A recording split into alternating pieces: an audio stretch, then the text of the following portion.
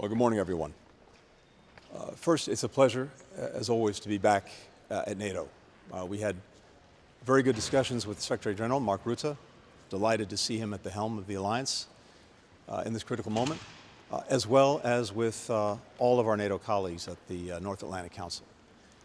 The purpose of this visit is to focus our efforts on ensuring that Ukraine has the money, the munitions, and the mobilized forces to fight effectively in 2025, or to be able to negotiate a peace from a position of strength. And this is a critical moment because we see, first, the ongoing Russian onslaught against Ukraine in the east, as well as against civilians, against critical energy infrastructure. We see now the introduction of North Korean forces into the fight. And this is a profound and incredibly dangerous development in two ways. First, of course, because it's adding fuel to the fire for Russia's aggression against Ukraine.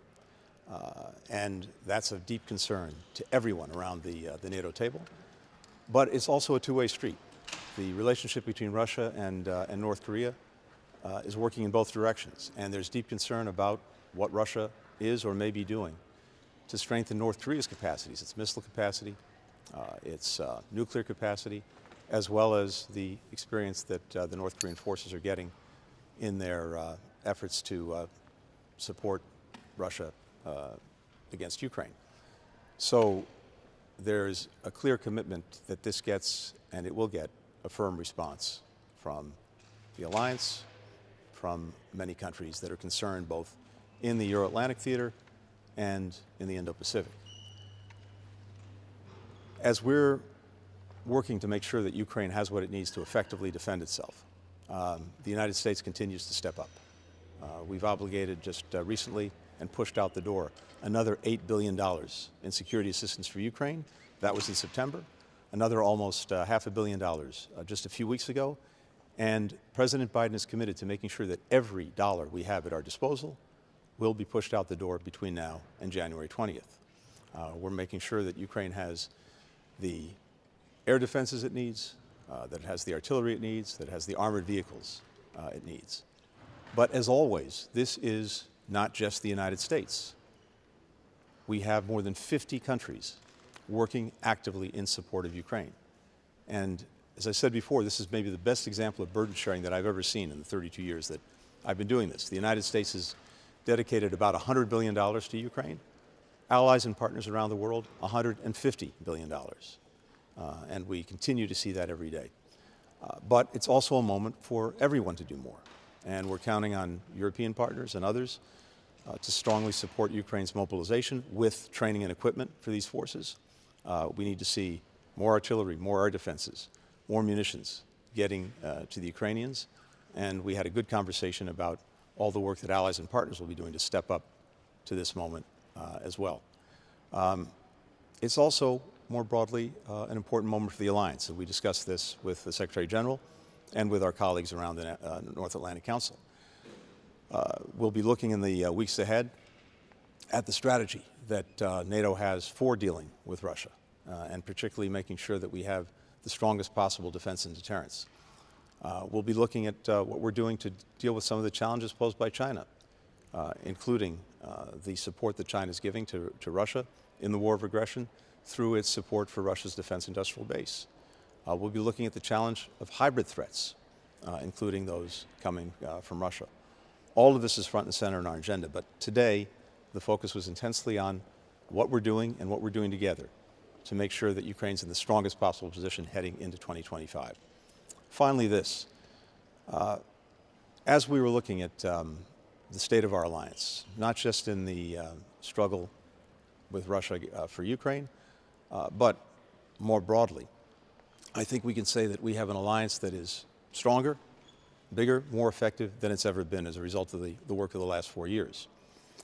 And the ongoing importance of making sure that we have a strong NATO, one that we're engaged in, invested in, and helping to lead, I think that could not be more vital than it is now. Here's what we know. Here's what we know from history over these last 75 years, and here's what we know looking forward. the best way to defend our countries, to prevent wars, to have security, is through the investments we're making in NATO and in our other alliances and partnerships. NATO in particular is founded on this principle. An attack on one is an attack on all. And that means that any would-be aggressor, anyone looking to take the fight to a NATO country, knows that if they do that, they have to take on all NATO countries. That is the strongest possible deterrent to war. It's the best way to prevent war in the first place. It's the best way to ensure our security. And that's why it's so vital that we continue to invest in this extraordinary alliance and continue to lead in this extraordinary alliance. Happy to take some questions. Thank you, Chief.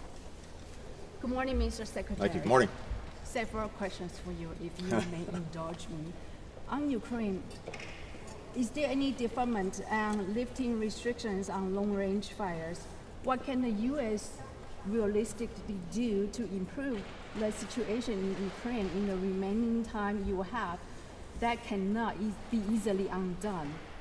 Are there any new ideas you hope to implement, and can you also outline specific actions the U.S. and NATO allies do in response to North Korea's direct support for Russia's war in Ukraine? On Gaza, many humanitarian organizations are saying the situation in Gaza has actually gotten worse since you sent your letter 30 days ago, and that Israel has failed to address several of the listed concerns.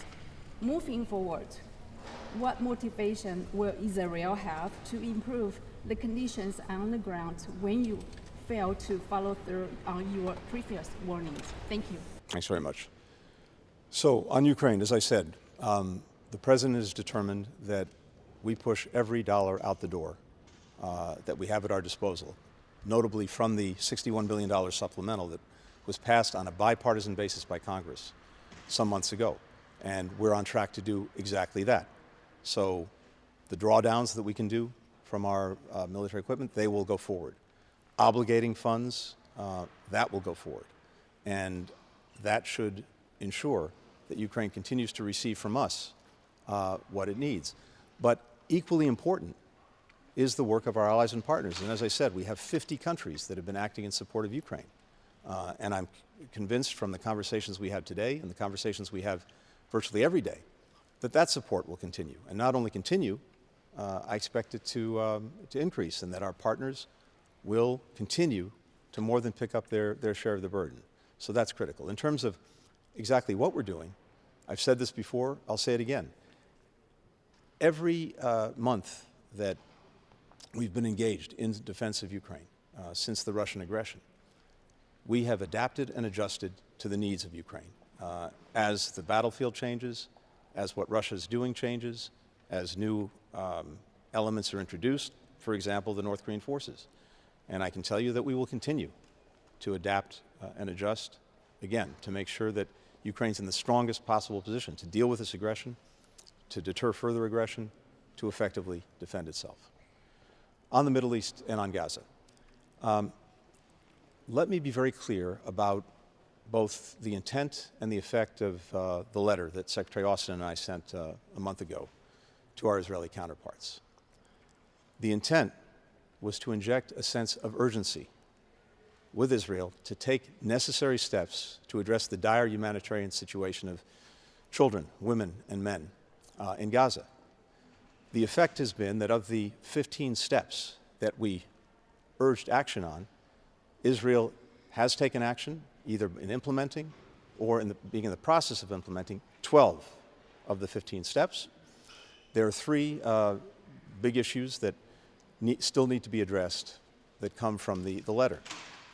First, making sure that when Israel engages in an operation and people have been evacuated from an area, that once that operation is done, it rescind the evacuation order so that people can return. And we can start to take down some of this horrific overcrowding that we're seeing in parts of Gaza where people have been sent to. So that's one. Second, we want to see, along with the humanitarian assistance that's getting in, commercial trucks getting in with commercial goods. This is vital because so many of the things that the commercial truckers bring in, including things like fruits and vegetables, are absolutely essential to the balanced nutrition for people in Gaza. That in turn is critical to making sure they have the immunities they need to fight off disease. And that's not something normally the humanitarians do. This comes in through commercial means. The challenge there, in terms of restoring commercial trucking, has been a huge problem of lawlessness and looting inside of Gaza that needs to be addressed and that we're working on finding a solution to. That right now there are 900 trucks that are inside of Gaza at Kerem Shalom but backed up.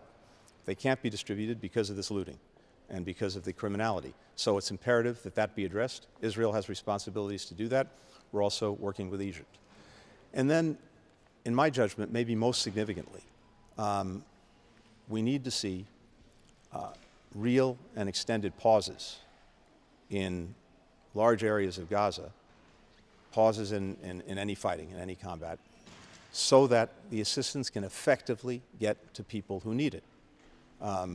There are huge challenges in that regard, but we've also seen real solutions. The polio vaccination campaign was the one thing that's been very successful in Gaza.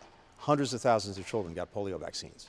But critical to success in doing that was having extended pauses for days, not simply hours, as is the case right now, to make sure that everyone bringing assistance in has the ability to bring it in and to distribute it and to have space to do that. So we will be working on this intensely in the days ahead. I'll be discussing this further with President Biden. And the responsibility that Israel has in terms of making sure that assistance to the best of its ability can get to people who need it is an ongoing responsibility.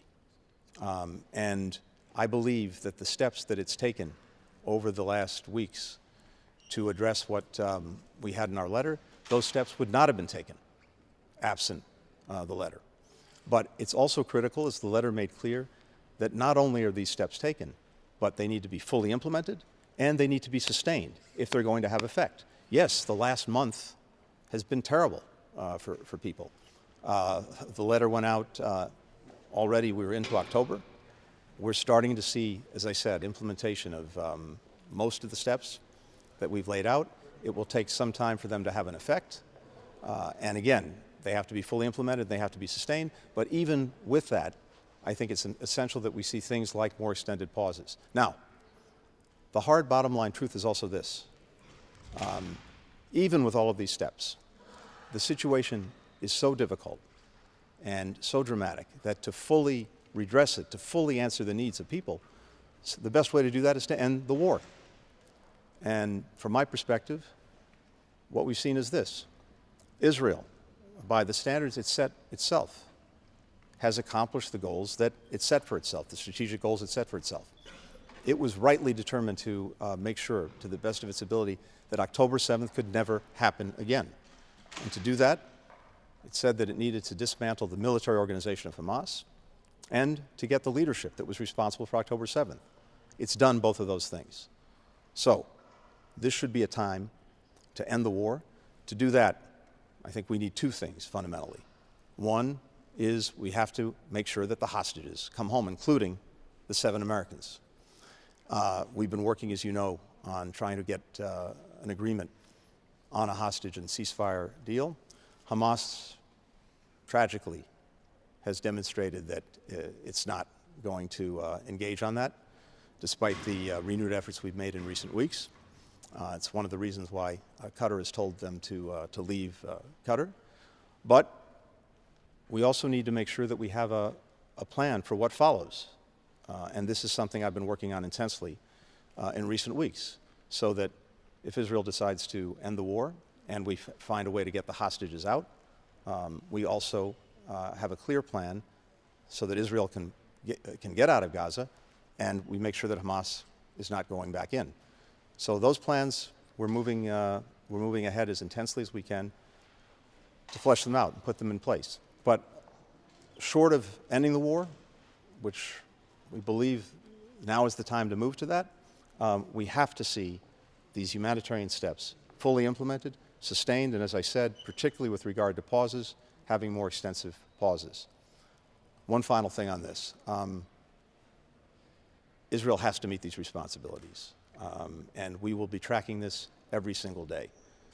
I would note, though, as well, that it's extraordinary to me that as from almost day one, there is no focus on Hamas and almost deafening silence around the world on Hamas.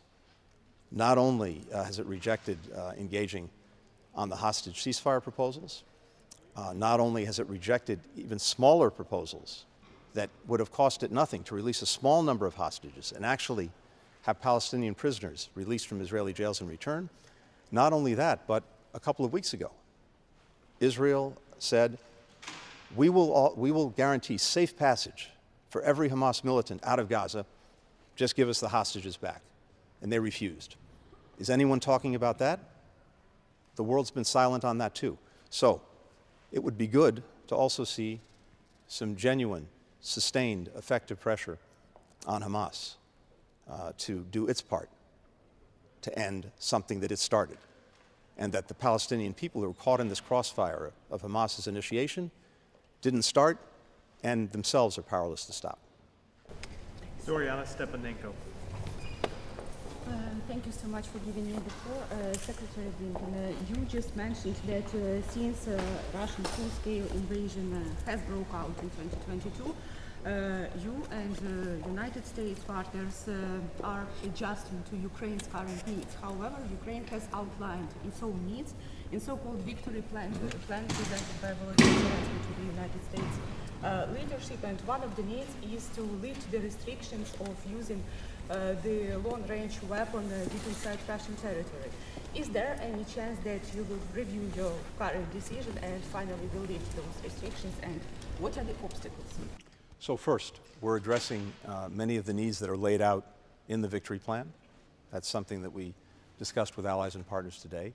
And as I said a moment ago, the hallmark of our support for Ukraine, starting in February of 22 and carrying forward to today, is making sure that we're adapting and adjusting to Ukraine's needs as the battlefield changes, as what Russia is doing changes, where the front lines are, how the war is being conducted, how the aggression is being conducted.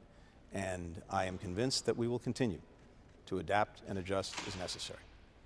Thanks. Thanks, everyone.